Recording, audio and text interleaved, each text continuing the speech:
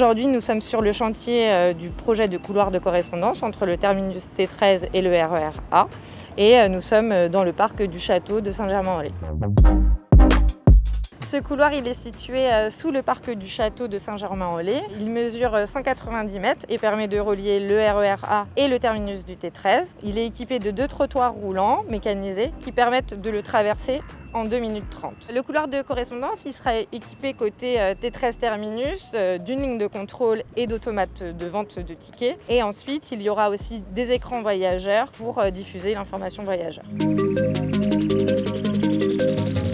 Dans un premier temps, on a fait le terrassement des terres, donc on a excavé les terres, on a réalisé les fondations du couloir et ensuite on est venu couler le radier, c'est-à-dire le plancher du couloir.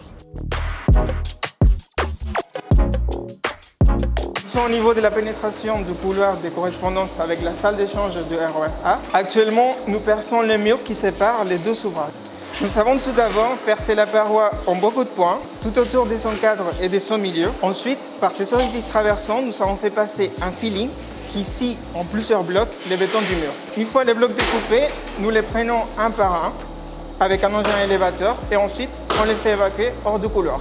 Une fois que tous les blocs sont enlevés, les couloirs communiqueront directement avec la salle d'échange du RER A.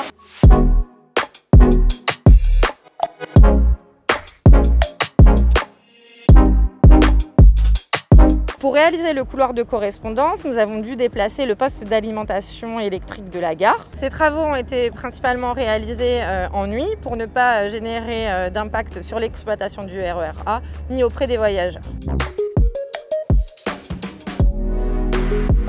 La RATP a réalisé le couloir de correspondance sous le parc de Château afin de ne pas dénaturer le parc. Et Île-de-France Mobilité a construit le terminus du T13 en contrebas afin que la station de tramway ne soit pas visible depuis le château.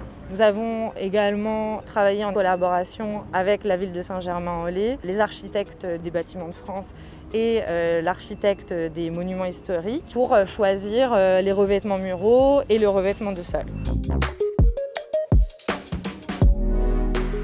Nous avons par exemple posé des palissades de type feuillage vert pour éviter les impacts visuels dans le parc. Nous avons également enlevé des piédestaux pour ne pas les abîmer en phase chantier, en phase travaux, mais bien sûr nous les reponcerons à la fin du chantier.